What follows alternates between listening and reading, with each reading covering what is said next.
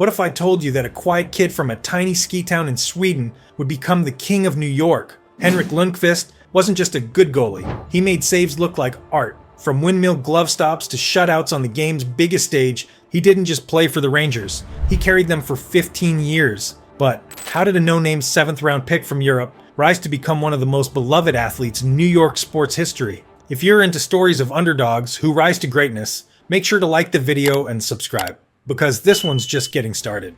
If Henrik hadn't stepped up, the Rangers were finished. No identity, no hope, just another New York team people stopped caring about. And for Henrik, he would have been just another 7th-round pick, forgotten before anyone learned his name. But that's not what happened. He showed up, quiet, no big words, just save after save after save. The Garden came alive again. Fans started believing again. Suddenly the Rangers mattered. If he didn't rise to that moment, no playoff runs, no sold-out arenas, no Henrik chants shaking the walls. But because he did, a legend was born in the world's biggest city.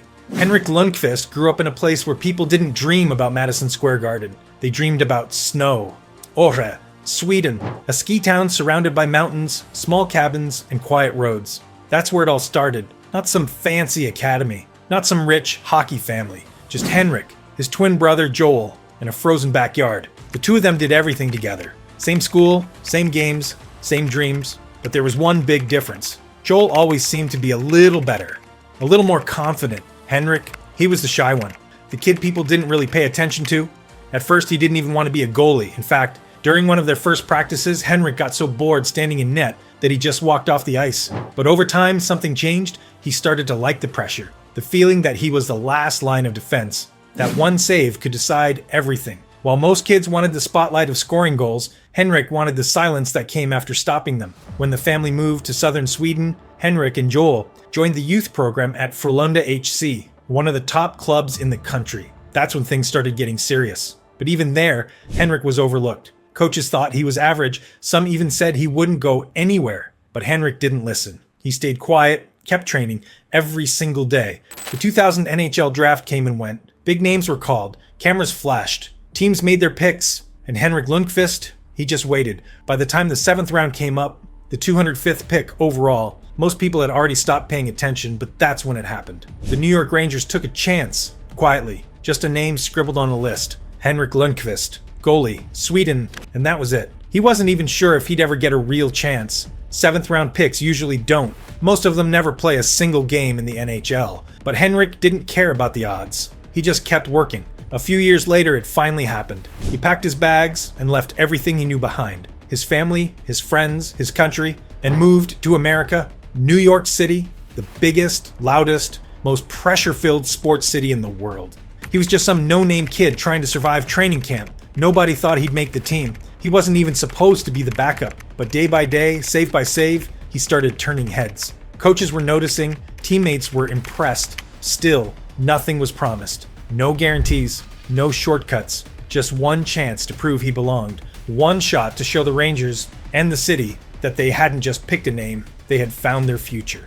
Henrik wasn't supposed to start. He wasn't even supposed to play. The plan was simple. Sit back, learn the system, and wait your turn. But New York doesn't follow scripts. The starting goalie went down early in the season, and suddenly, the quiet kid from Sweden was staring down NHL's shooters under the biggest spotlight in hockey. Madison Square Garden. The nerves should have hit him like a truck. The speed, the pressure, the fans who show no mercy, but Henrik didn't flinch. From the opening face-off, it was like he'd been there for years. His movements were smooth, his positioning perfect, lightning-fast reflexes, calm eyes behind the mask, and an aura that said, "I've got this." He didn't yell, he didn't celebrate wildly, he just made save after save. Angles cut perfectly, rebounds controlled like a veteran. At first, the Garden watched in silence. Then they started whispering.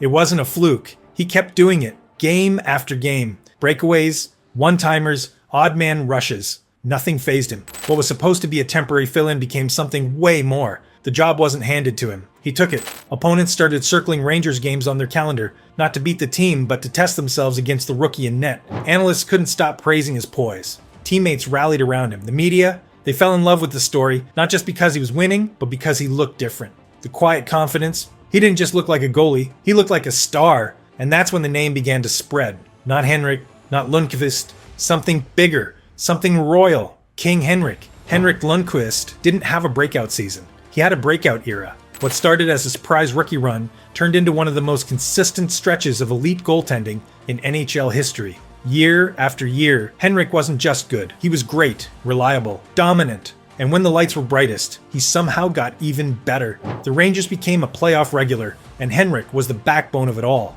In games where the pressure hit its peak, Game 7s, must-win situations, overtime showdowns, Henrik was automatic.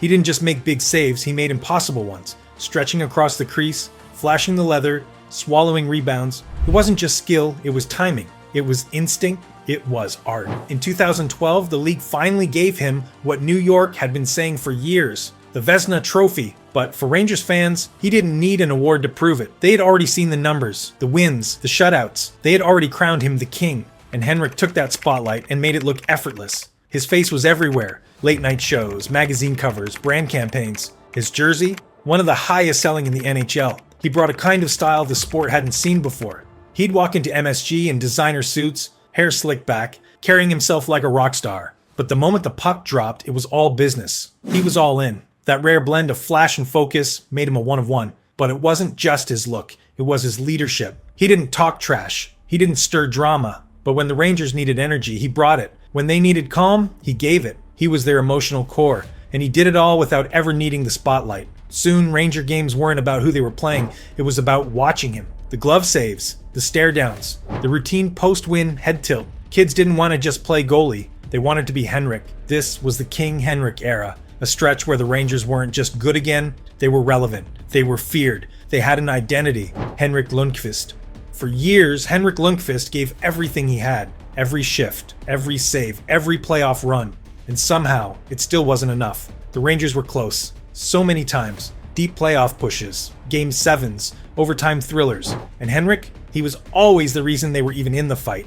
But when they lost, it was always him in front of the cameras, taking the blame, shouldering the weight. In 2014, it felt like everything had finally lined up. The Rangers made it to the Stanley Cup final, their first in 20 years. Henrik was locked in. Every game was a war, and he stood tall through all of it. But against the Kings, New York kept falling short. In double overtime, in crushing late-game moments, Henrik fought like a warrior. He made 48 saves in one game, and still lost. Game after game, he battled. But when it ended, the cup went to LA, and Henrik, he just stared at the ice. No tantrums, no excuses, just pain. And that became the story of his playoff career. He didn't fail New York failed him. As the years went on, Henrik Lundqvist kept fighting. Even when his body started to slow down, his mindset never changed. He still trained hard, still showed up early, still carried the weight of being New York's goalie. But the game was getting faster, and the injuries started to add up. His reflexes, once razor sharp, began to fade just a little. And in a league as fast as the NHL, that's all it takes. In 2020, after 15 seasons with the Rangers, the team made a tough decision. They were moving forward with younger goalies. Henrik was bought out of his contract. Just like that, the face of the franchise was no longer part of the team. It hurt, but Henrik took it with class. No anger, no drama. He thanked the fans, the organization, and the city that had become his home. Then he signed with the Washington Capitals for what was supposed to be one final ride, but life had other plans. A heart condition forced him to sit out the season. He never played a single game in a Caps jersey. Eventually, Henrik announced his retirement. No goodbye game, no farewell tour, just a quiet exit from the spotlight. But even in the end, he walked away with dignity. Fans never turned on him. They still wore his jersey, still chanted his name. Henrik didn't just retire, he closed the book on an era where New York had a king.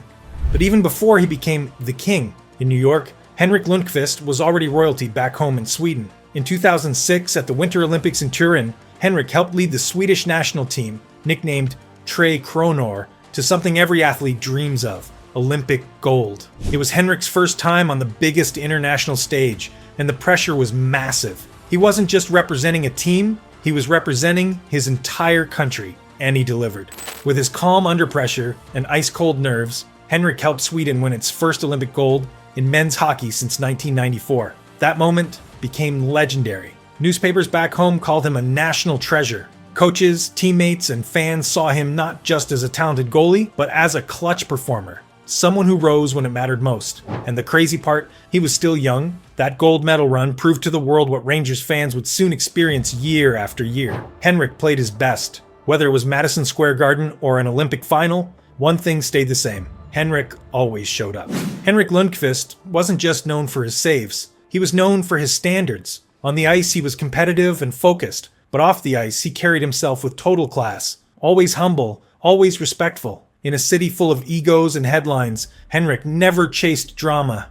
His calm personality and genuine kindness spoke louder than words ever could. He dressed sharp, spoke carefully, and treated people well. Through the Henrik Lundqvist Foundation, he helped raise money for children's hospitals, cancer research, and families in need, both in Sweden and the US. You wouldn't see him brag, you wouldn't hear him call people out, but behind the scenes, Henrik showed up. For fans, for causes, for his teammates. He was a quiet leader in the locker room and a respected figure around the league. Even players on a rival team spoke highly of him, not just for his talent, but for how he carried himself. On January 28th, 2022, Henrik Lundqvist stood at center ice at Madison Square Garden, this time without pads, without a helmet, and without a stick in his hand. Instead, he wore a black suit, surrounded by family, former teammates, and thousands of fans chanting his name one more time. The Rangers were retiring his jersey, forever sealing his place as one of the greatest players in franchise history. The Garden was packed, the cheers were deafening, and Henrik, he looked overwhelmed, not by nerves, but by love. This was the moment every kid dreams about, the final tribute, the final thank you, a way for the city of New York to say, "We'll never forget what you gave us." And Henrik had given everything. 15 years of elite goaltending, countless unforgettable saves, years of playoff battles. But more than that, he gave the team an identity. He gave the fans someone to believe in. He gave New York a king, as his banner slowly lifted into the rafters, joining legends like Messier, Richter, and Leach. Henrik didn't win a Stanley Cup. He didn't get a fairy tale ending, but none of that mattered now. Because in this city, banners mean more than rings. And now, forever. When fans walk into Madison Square Garden and look up, they'll see number 30. And they'll remember the man who made hockey feel magical.